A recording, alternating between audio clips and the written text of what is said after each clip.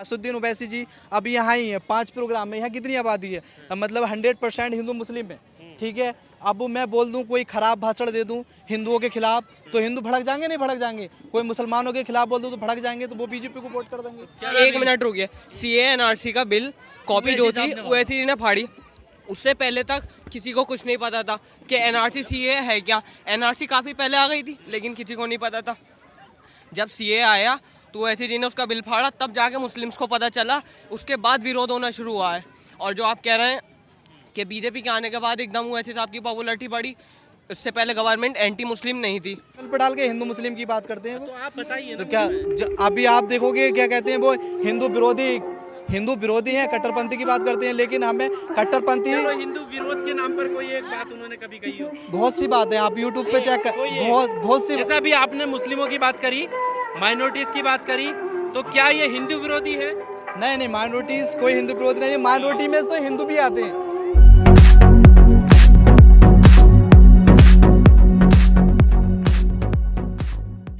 State चुनाव आने वाले हैं तो उस पर ज्यादा बात करेंगे। स्टेट की हम बात करते हैं तो माइनॉरिटीज के लिए करें, आप फिर वैसे करें तो कांग्रेस से ज़्यादा हक की आवाज़ कोई उठाने वाला नहीं है।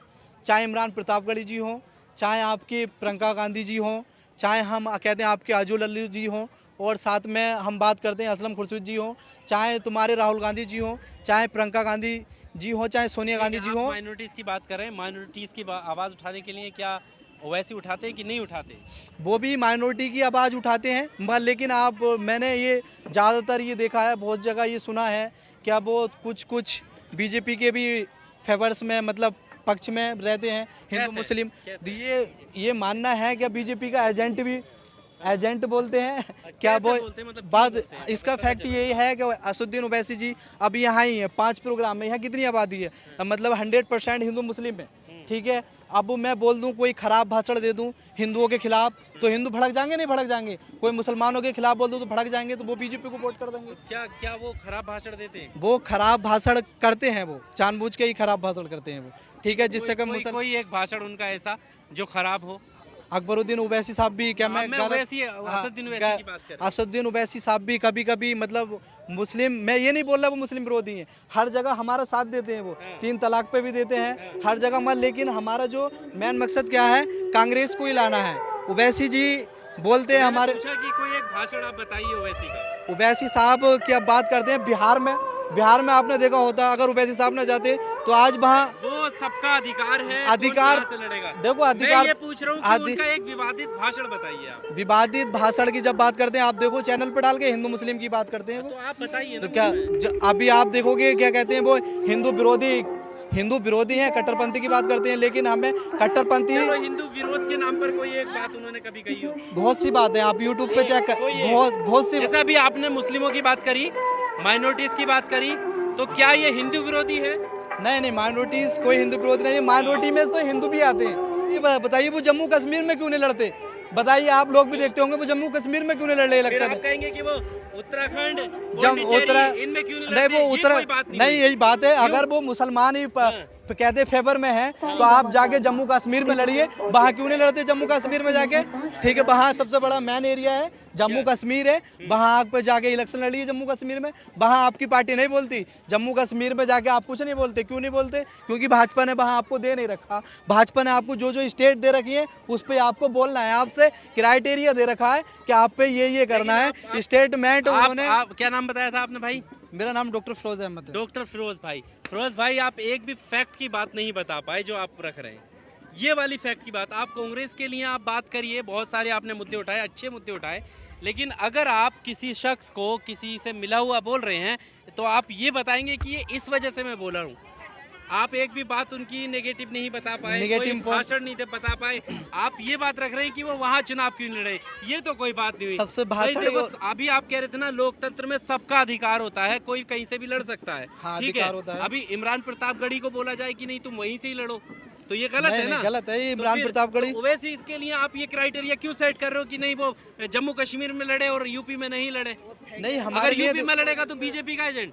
नहीं एजेंट देखो मैं बात बताऊं, फायदे की बात करें, हमारा क्या है 21% ही है हम। सबसे बड़ी बात आप मेरी बात सुनिए, हम लोग कम हैं, हिंदूज की आबादी 80% है, हम 21% है, तो हम ज़्यादा से ज़्यादा क्या पश्चिमी उत्तर प्रदेश में जीत सकते हैं। तो हमें क्या करना, हमें मिलके ही लड़ना पड़ेगा। देखो सब लोगों को हमें मिलना ही पड़ेगा, ठीक है। हम ये चाहते हैं गुटबाजी के तौर पे असुद्दीन ओवैसी आएंगे, वो किसके वोट काट रहे हैं, मुसलमानों की तो वोट काट रहे हैं, वो किस पे लड़ रहे हैं, मुसलमानों पे लड़ रहे हैं, ठीक है। तो हम यहाँ क्या है, वो गुटबाजी से हमें दूर हटना होगा, ठीक है। हमें उससे वोट देना होता है, वो सबके जो सबका साथ और सबका विकास हो। तो वो बस वो एक समाजवादी पार्टी वोट नहीं काट रही है कांग्रेस के। समाजवादी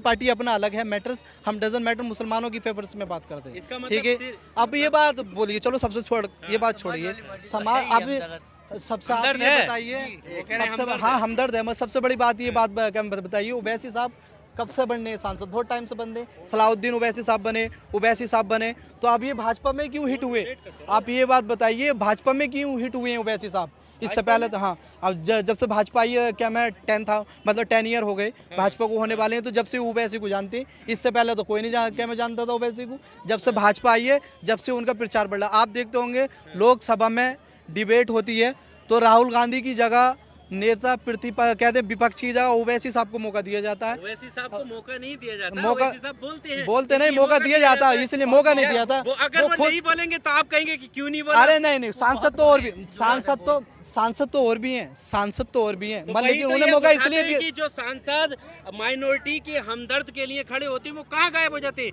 3 तलाक पर उन्होंने अकेलों ने क्यों विरोध किया, गायब नहीं रह गए थे कांग्रेस के, गायब नहीं होते हैं, गायब कर दिया जाता है। मीडिया पे आप देख ना रहे, रिया चक्रवर्ती की बात, मेरे भाई सुनिए, आप रिया चक्रवर्ती की बात देखिए, आप देखिए 300 ग्राम, तो आप ये देखिए, तो क्या मैं मीडिया दिखाती कहाँ है, मीडिया सांसद में हम बात करते हैं, क्या कांग्रेस आवाज नहीं उठाती है, सांसद में अगर बात करते हैं तो कांग्रेस आवाज नहीं उठाती है। कांग्रेस कब ने आवाज उठाई, 370 में अगर कहते हैं, उन्होंने अमित शाह जी ने ये बोला था, अमित शाह जी ने क्या बोला था, ये बोला था क्या मुसलमान, क्या यहाँ के मुसलमानों को डरने की जरूरत नहीं है। तो कपिल सिब्बल जी ने उनके स्टेटमेंट में क्या कहा था, क्या मुसलमान ना डरे हैं ना कभी डरेंगे, कोई भी मुसलमानों की कुछ कहने की कोई क्या में जरूरत नहीं है। तो क्या कांग्रेस हमारी हमदर्द नहीं है, कांग्रेस ने हमें क्या कहते हैं, जो हमारे जो यूनियन कैमल लीडर हैं वो कांग्रेस की तरफ से। अभी आज से पहले तो कभी 1 लाख को नहीं मारा जाता था, किसी ने सुना क्या 1 लाख को मार दिया, क्या मोब ब्लीचिंग के नाम पे वहाँ मार दिया, क्या सीए एनआरसी के नाम पे उसे मार दिया। एनआरसी का बिल भी तो वैसे ही नहीं फाड़ा था,